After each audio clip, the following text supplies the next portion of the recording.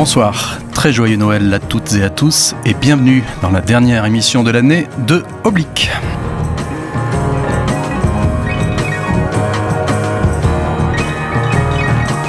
Juste avant les huîtres et la bûche, nous allons faire un retour en arrière sur l'année 2016, l'année cinéma bien entendu, avec Thomas Fouet. Bonjour Thomas.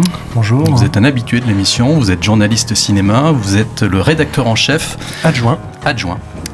C'est bien l'humilité. Le soir de Noël en plus, de Capsule, qui est un hors-série qui paraît chaque année, qui est édité par Les Fiches Cinéma, qui est un magazine cinéma irremplaçable. Vous étiez venu l'année dernière, vous aviez dialogué avec Christophe Narbonne. Absolument. Du l'hebdomadaire Première, et cette année vous êtes seul sous les feux de la rampe, mais je serai là pour vous donner la réplique sur les meilleurs films de l'année. Je n'en attendais pas moins. Alors Thomas Fouet donc pour Capsule et Les Fiches Cinéma. On va égrener les films de l'année, selon un classement totalement subjectif de votre revue. Malgré tout, à brûle pour point, qu'est-ce que vous retenez d'une manière presque subliminale de l'année 2016 ? Dans l'édito de Capsule Best of 2016, que j'ai eu le plaisir de signer, je me suis retrouvé face à une situation un petit peu problématique, c'est-à-dire une impossibilité provisoire, je l'espère, peut-être que votre émission sera l'occasion d'y voir un petit peu plus clair, de déterminer quels étaient les accents, les axes majeurs de cette année, qui pour moi a été un petit peu déconcertante. On s'est dit tout au long de l'année que c'était une année plutôt faible, et puis au fur et à mesure qu'on travaillait sur Capsule, justement, qu'on était en train de compiler ces films, on s'est dit qu'on s'était complètement trompé, qu'il y avait de très belles choses cette année, mais que ça partait un petit peu dans tous les sens. Voilà, il y a quelques axes qui se dessinent, mais voilà, c'est plus des films en eux-mêmes que parce qu'ils dessinent. Combien y a-t-il de rédacteurs aux Fiches Cinéma ? En tout, écoutez, on est 4 permanents, mais on peut compter sur une équipe de rédacteurs bénévoles, entre 20 et 25 personnes, je dirais, actifs plus ou moins régulièrement. Alors on va passer en revue donc certains des principaux films de 2016, Daniel Blake, Julieta, Tony Erdmann, Aquarius, Elle. Restez vertical. On va d'abord parler des absents, ceux qui ne sont pas dans votre top 50, comme on disait quand on avait 20 ans. Alors les absents, est-ce qu'ils ont tort ? Snowden, d'Oliver Stone. Alors oui, moi je pense que c'est tout à fait légitime que le Snowden d'Oliver Stone n'y soit pas, étant donné que c'est un film assez épais dans sa dramaturgie, assez didactique, et qu'il fait doublon par rapport au très beau documentaire de Laura Poitras qui était sorti l'année précédente, Citizenfour, et qui figurait dans Capsule 1 Best of 2015. Quand on a 17 ans, d'André Téchiné. C'est un des films français qui a été le plus discuté. Je pense qu'il a failli remonter dans les 50.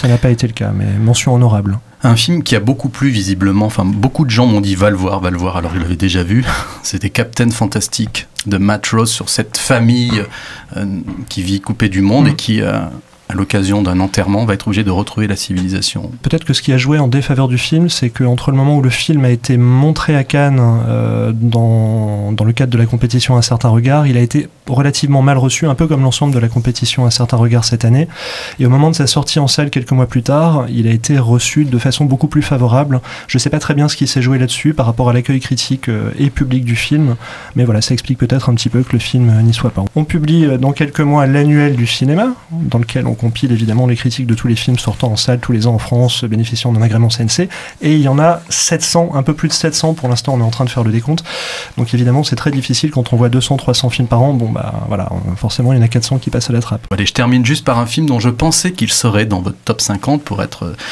très sérieux, c'est Le Client d'Ashghar Farhadi. Est-ce qu'il là aussi il est pénalisé par sa sortie en fin d'année, ou est-ce qu'il y a une sorte de, entre guillemets, ras-le-bol face à une certaine mécanique d'Ashghar Farhadi qui joue beaucoup avec certains thèmes comme le théâtre, la mise en abîme? Je pense que c'est ça, je pense qu'il y a une forme d'agacement qui joue, pas seulement par rapport au fait qu'il soit encore une fois en compétition officielle, mais par rapport au fait que c'est un peu, pour un certain nombre d'entre nous aux Fiches, un cinéma dit de festival avec des grosses ficelles dramaturgiques, des signes extérieurs d'auteurisme un petit peu trop affichés.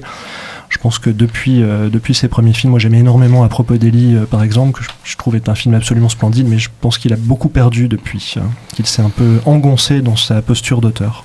Moi j'étais assez marqué par Le Client, plus que par Une séparation, comme quoi vraiment tous les goûts sont dans la nature, avec cette mise en abîme autour de la pièce d'Arthur Miller, Mort d'un commis voyageur, qui est peut-être aussi la limite du film, c'est-à-dire que c'est aussi, à mon avis, la limite aussi du cinéma d'Almodovar actuellement, c'est toujours reprendre un imaginaire américain, faire une petite tambouille espagnole et puis ressortir ça comme un...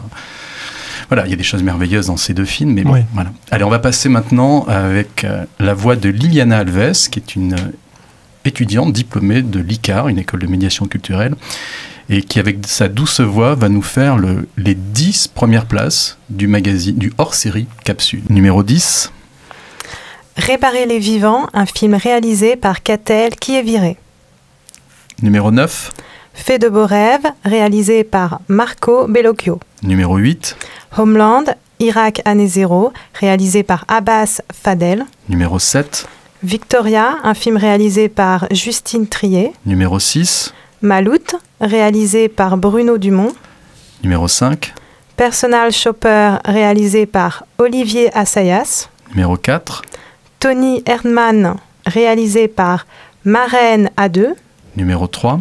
The Assassin, réalisé par Xiao Xian Hou. Numéro 2.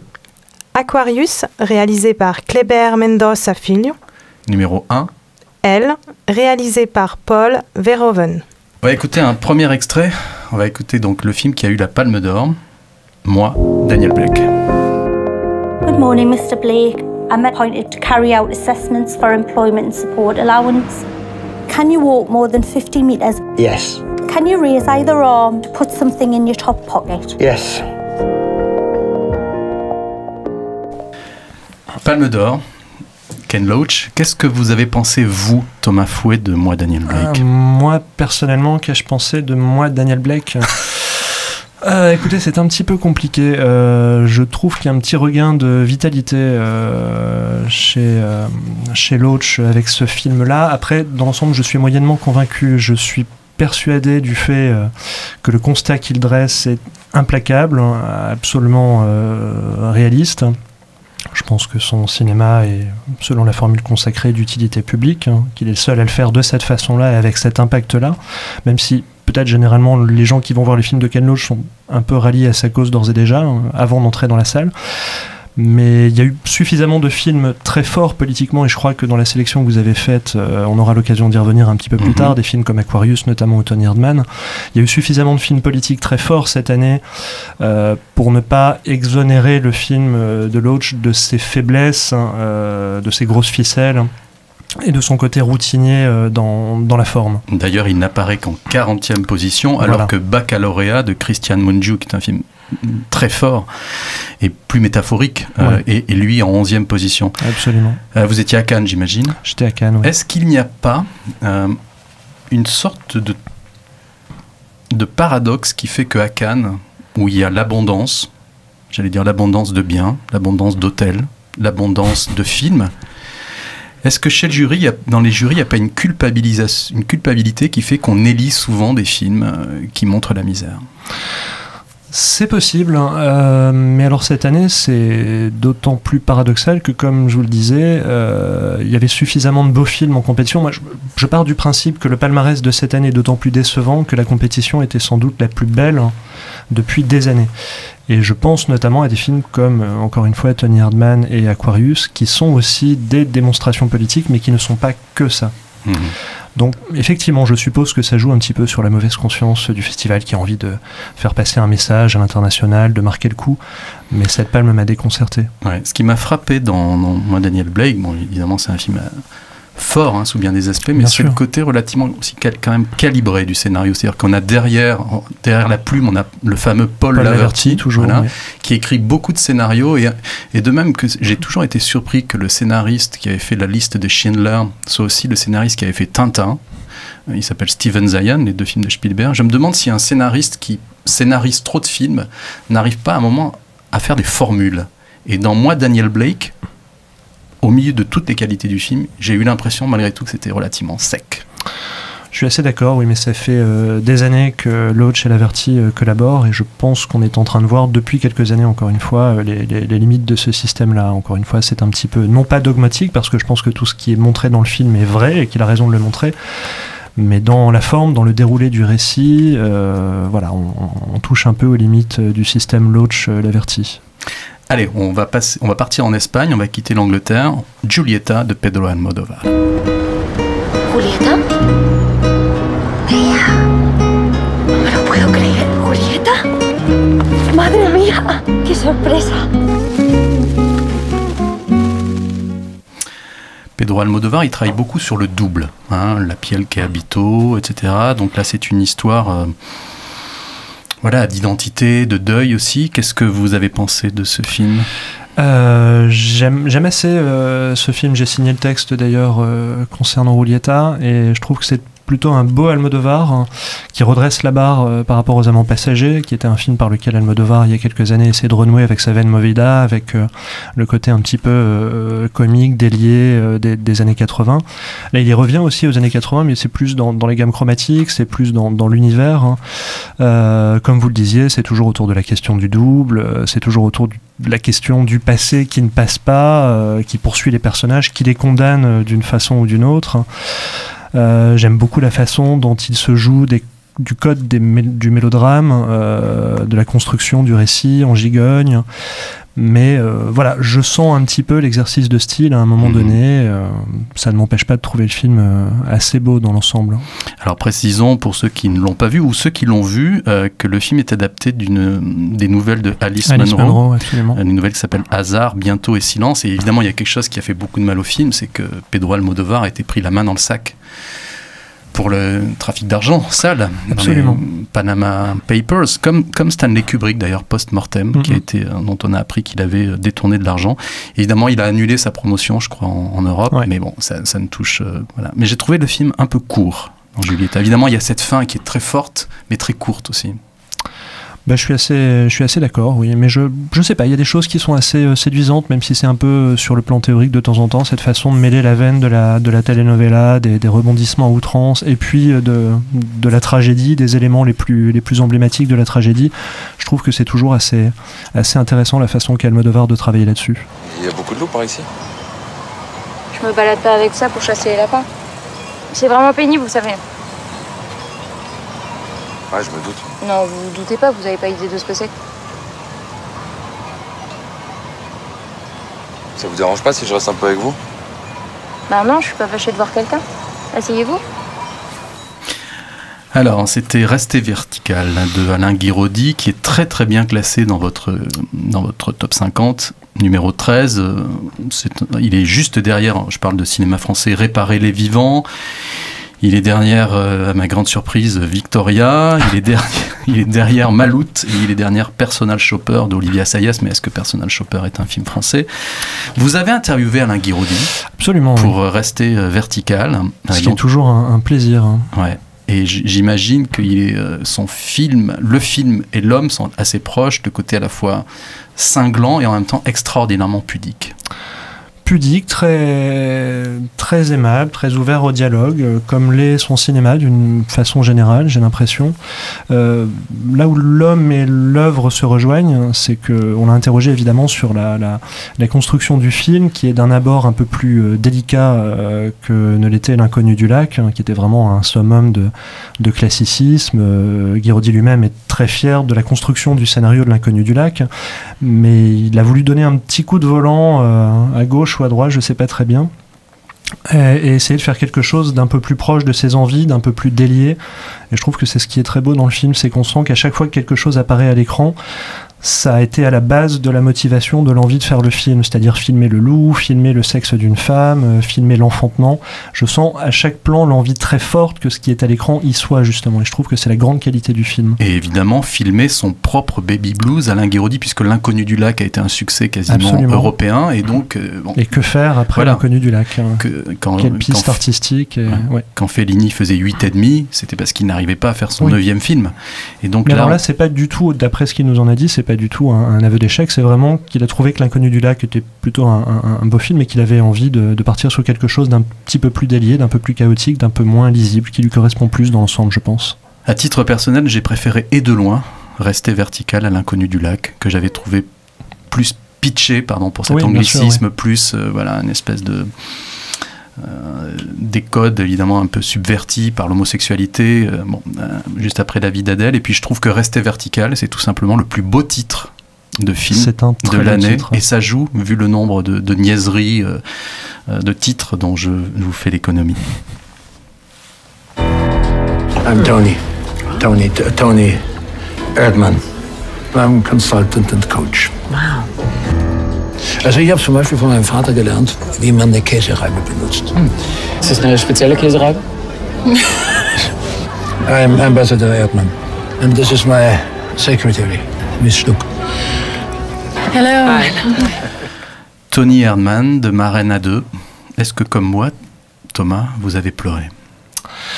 Pleurer, non, mais sans doute, j'ai du mal à communiquer mes émotions dans la salle du cinéma. Ça doit être quelque chose d'intime. Non, mais je trouve le film absolument prodigieux. Moi, à titre personnel, c'est peut-être le film qui m'a le plus enthousiasmé cette année. Je trouve ça exceptionnel. La façon dont le film se pose à lui-même toute une série de pièges se place comme ça dans cette chronique d'une relation perfide, dans cette chronique aussi d'un monde du travail, et pas seulement du monde du travail, mais le monde des expatriés, du capitalisme, du néolibéralisme contemporain, de ses ravages ici comme ailleurs. Ça aurait pu donner lieu à une chronique, je le disais dans la critique, un petit peu Welbeckienne, un petit peu terne, un petit peu aigri peut-être, et ça part dans tout à fait autre chose. Je trouve le film éblouissant, absolument éblouissant, et je trouve beau qu'ils prennent le temps d'installer ces personnages, de décortiquer ces situations. Je crois que ça dure 2h40, 2h45, quelque chose comme ça. C'est un film éblouissant, je trouve. Donc pour simplifier, l'histoire d'un père qui est obligé d'utiliser des stratagèmes mais concrets, des masques, des dentiers pour rentrer en contact avec sa fille qui est devenue une accro au travail, et quel travail, c'est une sorte de cost killer, comme on dit. Elle est là pour réduire les coûts dans les grandes entreprises, les consortiums délocalisés à l'étranger, ici en Roumanie, puisque le film se passe en Roumanie. Donc c'est un métier qui n'est pas anodin non plus, dans le rapport au monde qu'il induit. Ouais. Et moi j'ai constaté la césure dans le public, autour de moi en tout cas, en discutant avec certains de mes étudiants, j'ai trouvé le dernier plan du film, qu'on ne va pas citer, vraiment sidérant. Et d'autres l'ont trouvé au contraire insuffisant, alors que cette espèce de côté apesanteur sur cette femme, c'est du cinéma, quoi. Mais alors c'est difficile d'en parler effectivement quand on n'a pas vu le film, et surtout quand on n'a pas vu ce dernier plan. Est-ce que vous ne pensez pas que Tony Erdmann, c'est un film qui fonctionne aussi parce qu'il n'y a pas d'acteur connu? Je sais pas très bien, je sais pas si c'est l'effet révélation de figures nouvelles qui a joué là-dedans, parce que je suis pas loin d'avoir ressenti la même émotion, et on a été nombreux aux fiches à être dans ce cas-là, devant Aquarius, dont on dira un mot tout à l'heure. Et pourtant Sonia Braga est une figure un peu plus connue des cinéphiles, et donc je sais pas vraiment si c'est ce qui joue. C'est peut-être plutôt l'ambition du film, les moyens qu'il se donne pour les assouvir. Je me suis demandé si, face à Tony Erdmann, si le fait qu'il n'y ait pas de vedette dans le film ou d'acteurs très connus ne donne pas une plus grande liberté au réalisateur. C'est-à-dire qu'il y a souvent des caprices d'acteurs ou un inconscient qui fait qu'un réalisateur va vouloir utiliser telle image de certains acteurs. Là, voilà, on est comme ce père qui n'arrive plus à comprendre cette fille. On est nous face à... Qui n'arrive plus à renouer avec sa fille, avec l'enfant qui a été sa fille. On sent qu'il y a un lien qui s'est rompu. C'est ce qui est très beau, qui n'est pas forcément résolu à la fin. D'ailleurs, c'est ce que je trouve, sans vouloir revenir sur cette question du dernier plan, mais c'est ce que je trouve très beau. Mais je sais pas très bien, parce que sur le Verhoeven, par exemple, évidemment, quand Verhoeven utilise Isabelle Huppert, c'est à bon escient, c'est avec les 40 ans de carrière qu'elle a derrière elle. Il joue aussi de l'image qu'elle dégage, mais elle est très connue, elle dégage aussi une liberté, elle fonce tête baissée dans un rôle qui est pas évident non plus. Il y a la même impression de liberté, j'ai l'impression, chez Verhoeven et chez Tony Erdmann. Alors, écoutez, les trois films dont on vient de parler, Daniel Blake, Julieta, Tony Erdmann, vous n'avez pas remarqué un point commun? Attendez, il y a un piège, vous pouvez me... Daniel Blake, oui. Julieta, Tony Erdmann. Oui, ce sont des noms, les titres épousent les noms de leurs protagonistes. Voilà. Je trouve que c'est très intéressant parce que de plus en plus, les adjectifs ou les noms sont bannis des titres. C'est la mode des selfies aussi. Fictif. Tony Erdmann, c'est un petit peu différent parce que ça évoque une identité fictive. Donc là, déjà, dans le titre, il y a un travail sur ce qu'est le film, sur la façon dont le film mystifie son spectateur. Allez, on s'approche des meilleurs films selon Capsule et les filles cinéma avec Aquarius. Boa tarde. Como vai? Tudo bem. Meu apartamento não está à venda. Eu não vou vender, tá certo? E qual a proposta deles? A ideia é manter o nome do mesmo edifício que existia aqui nesse lote. Existia? Aquarius, donc de Kleber Mendonça Filho. Encore un des nombreux films de cette année qui repose sur une agression faite à une femme. Oui, absolument, oui. Même Baccalauréat. En 3e position de notre classement, je me permets juste de le citer, mais parce que je pense que notre top 3, en fait, ça s'est fait plutôt involontairement, enfin, d'après les qualités intrinsèques des films concernés. Mais si vous prenez Elle, Aquarius et le film de Hossia Hossienne, on a affaire à 3 figures féminines fortes, résistantes, et blessée, la première par la violence, par le drame, par le viol, la deuxième effectivement Aquarius par la violence du monde moderne, affaiblie par la maladie, l'avancée dans l'âge, et puis le personnage de The Assassin qui a été blessé, humilié, trahi. Donc c'est assez beau de remarquer que il y a beaucoup de personnages dans la tête de notre classement qui effectivement sont des femmes blessées, humiliées, mais fortes et combatives. Et même dans Baccalauréat, donc tout le film n'existe que parce que la fille qui vient de passer son bac a été victime d'une violence physique. Oui. Est-ce qu'on ne peut pas voir dans Aquarius une métaphore de ce qui s'est passé au Brésil avec une présidente qui a été destituée, on ne sait plus trop pourquoi, et là c'est une femme qui est expropriée de son appartement. C'est très possible, et d'ailleurs ça n'a sans doute pas échappé au nouveau pouvoir en place, puisque au-delà du fait que l'équipe d'Aquarius, en montant les marches et dans la salle le soir de la projection, a brandi des pancartes protestant contre le coup d'État en cours, hormis ce choix qu'ont fait les acteurs, techniciens, collaborateurs du film, il a été l'objet d'une censure, il a été éliminé de la course aux Oscars. Je pense que ce parallèle politique, qu'il soit explicite ou pas, n'a échappé à personne, et surtout au Brésil. Alors pour cette émission, j'ai décidé de passer des extraits en version originale, donc les dialogues ne sont pas traduits. J'ai quand même retenu une phrase dans Aquarius. Le manque d'éducation, il n'est pas chez les pauvres, il est chez l'élite. Les bien nourris, ceux qui coupent les files d'attente. On retrouve un petit peu du discours, mais alors encore une fois avec une forme et un sens du récit incomparable chez Ken Loach, d'une certaine façon. C'est-à-dire que les gens bien éduqués, c'est la common decency d'Orwell, si vous voulez, chez les pauvres, chez les gens qui sont un petit peu dans la difficulté, qui sont au bord de se faire broyer par le système, il y a une sorte de dignité, de solidarité, de façon de se comporter dignement. Oui, il y a sans doute un petit peu de ça, et surtout chez le film de Kleber Mendonça, oui. Allez, 4 lettres qui vont résumer votre film préféré. Alors, bon appétit. Merci. Excusez-moi, j'aimerais dire une action de grâce si personne n'est contre. Non, bien sûr, oui. Merci. Bénissez-nous, Seigneur, et bénissez ce repas, et procurez du pain à ceux qui n'en ont pas. Amen. Amen. Amen. Tu veux du vin, Michel? Ah oui, avec plaisir. Et vous, Patrick, vous faites quoi dans la vie? Je travaille pour une banque. Je suis trader, et je plaide coupable. Pourquoi ça? Non, je plaisante, c'est parce que c'est un métier qui est pas très apprécié ces derniers temps. Ça ne l'a jamais été. Oui, c'est vrai. Alors, à Noël, à nous tous, et en particulier à ceux qui sont nouveaux autour de cette table, Hélène, Patrick, Rebecca, Ralph. Joyeux Noël. Joyeux Noël. Ah, c'est chouette. J'ai pas eu à traduire les dialogues. C'est chouette de finir sur Joyeux Noël. Et oui, vous savez, c'est tout un art, la mise en scène d'une émission. Est-ce que Paul Verhoeven ne serait pas néerlandais? Il aurait pas plus de 80 ans. Est-ce que le film serait aussi haut? Moi, j'ai du mal à comprendre l'engouement autour de ce film. Ah oui, absolument. C'est pas du tout un choix pour concilier les goûts des uns et des autres.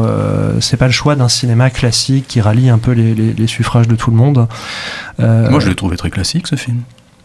Oui, mais brillant dans la façon qu'il a d'aborder la question du genre, ou plutôt des genres, parce qu'on a affaire successivement dans les premières séquences à un drame bourgeois à la française très codifié, à un thriller, à une comédie, à une sorte de topographie du monde du travail, et la façon dont ces genres vont finir par se mélanger pour donner lieu et corps à quelque chose de complètement inédit, je trouve que c'est quelque chose d'assez éblouissant. Au-delà de la prestation d'Isabelle Huppert, au-delà de toutes ces choses-là, je trouve que ça témoigne d'une maîtrise absolument incroyable, et j'aime beaucoup la période néerlandaise des premiers films de Paul Verhoeven. J'aime beaucoup aussi sa période états-unienne, ses blockbusters, mais je trouve qu'il a atteint ici une forme de zénith formel et dans le récit. Je trouve que c'est un film absolument incroyable. Alors, rappelons que le film est l'adaptation d'un livre de Philippe Dian, qui avait fait 37 de le matin, encore une femme qui finit mal. Absolument. Elle, ça commence mal. Ce film va représenter la France aux Oscars. Je n'en ai aucune idée. C'est le film qui a été envoyé par la France, en tout cas. Il a été envoyé à la France pour les Oscars. Et je trouve ça assez beau parce que la critique, la presse et les professionnels états-uniens sont en train de se rendre compte qu'ils ont laissé passer un très beau film, parce que le film devait se tourner a priori aux États-Unis. Enfin, Verhoeven voulait le tourner aux États-Unis. On sait qu'il n'avait plus rien réalisé depuis, en termes de long métrage en tout cas, depuis 2006 et Black Book. On voit un peu la difficulté que c'est pour lui de monter un projet aujourd'hui, un projet aussi singulier que celui-ci. Le fait qu'il ait pu le monter en France, je trouve que c'est une très très belle chose. Moi, j'aurais beaucoup aimé voir le film avec Michel Pfeiffer, par exemple, mais j'imagine que l'agent de Michel Pfeiffer lui aurait interdit de faire ce film-là. Sans doute. Je pense qu'il a été question de Sharon Stone à un moment donné, de retrouvailles avec son actrice de Basic Instinct. Mais je trouve qu'Isabelle Huppert est absolument prodigieuse dans ce rôle. Ouais. Toujours cette phrase du cinéaste Bruno Podalides qui disait à Hollywood, quand on fait couper après une séquence, il y a 8 personnes qui se précipitent vers l'écran vidéo pour le maquilleur, l'agent, etc. Alors qu'évidemment, elle, en comparaison, tournée en France, lui est très libre, comme vous l'avez remarqué, comme vous nous l'avez rappelé. Revenons maintenant à vous, Thomas, en tant qu'homme. Dégageons-nous donc du classement. Peut-on départager l'homme et le critique? Vous allez nous le dire. Est-ce qu'il y a 2-3 choses, 2-3 films que vous avez retenus et qui ne sont pas forcément dans Capsule? Écoutez, moi je suis assez content de ce classement. Il y a peut-être quelques films qui auraient pu remonter selon moi, d'autres qui auraient dû descendre, mais enfin c'est notre lot commun, c'est un travail d'équipe après tout. Et puis c'est notre rédacteur en chef, Nicolas Marcadet, qui tranche en dernier ressort. Mais je suis assez content de pas forcément toujours du classement, de la position des films, mais j'aime beaucoup Planétarium, par exemple, de Rebecca Zlotowski, qui est, je trouve, un film absolument éblouissant, un petit peu comme le film de Guérodi, même si dans la forme c'est beaucoup plus fluide, mais j'aime énormément Planétarium, par exemple. Et dans Capsule, je précise pour les auditeurs qui vont découvrir ce hors-série qui paraît chaque année, ce n'est pas juste un classement, il y a aussi des entretiens. Absolument. Et vous avez justement interviewé Rebecca Zlotowski, qui vous dit que ce film, en fait, ça a été sa psychanalyse à 7 millions d'euros. C'est ce que les gens lui disent. C'est un ami qui lui a fait la réflexion. Il lui a dit, c'est très bien ton film en sortant de la salle, mais elle a coûté cher ta psychanalyse. Ouais, cher parce que le film n'a pas marché du tout. Non, mais on le sentait un petit peu venir, c'est dommage. Peut-être qu'il arrivera le même sort, malheureusement, à Personal Shopper. Peut-être qu'il y a je sais pas, ce sont des films qui portent très haut leur foi en l'image, en la présence, en l'incarnation, qui ont un rapport assez naïf et pour autant très intelligent, très beau à l'incarnation.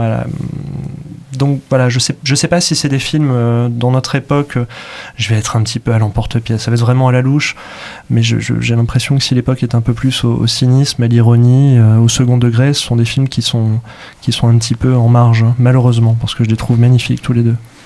Alors, ce qui me frappe depuis quelques années, c'est le fait que, et ça a probablement amené à l'élection de Donald Trump, c'est que beaucoup de cinéastes américains jouent au plus malin. Je ne sais pas si Le Loup de Wall Street, par exemple, de Martin Scorsese, je pense que Martin Scorsese a voulu jouer au petit malin avec une ambiguïté autour du personnage de Leonardo DiCaprio. Ça nous revient en pleine tête avec des gens qui ont pris la figure de DiCaprio dans Loup de Wall Street comme une figure à suivre. Quand les frères Cohen font Ave César et font des films purement formels et depuis plusieurs années ne questionnent plus le monde d'aujourd'hui américain, est-ce que tout ça, plus les films de super-héros qui sont totalement déconnectés de la réalité, est-ce que le public américain, et donc nous aussi, on n'est pas déconnecté de la réalité et donc à la limite un vote c'est presque irréel? Je sais pas très bien. Sur le film des frères Cohen qu'on a placé, vous avez vu tout près de la porte, en 50e position, je pense que le film interroge peut-être pas le monde d'aujourd'hui, mais le cinéma, la question de l'image, de sa mythologie, et non seulement l'Hollywood classique, mais aussi l'Hollywood contemporain. Donc je pense que le film est un petit peu plus fin qu'il n'y paraît. En ce qui concerne les films de Scorsese, j'ai du mal à comprendre depuis une dizaine ou une quinzaine d'années l'engouement autour de la filmographie de Scorsese, dont j'aime infiniment les films des années 90, Entre le temps de l'innocence, Les Affranchis, Casino, etc. Je pense que son cinéma est un petit peu moins précis, un petit peu moins contemporain qu'il a pu l'être.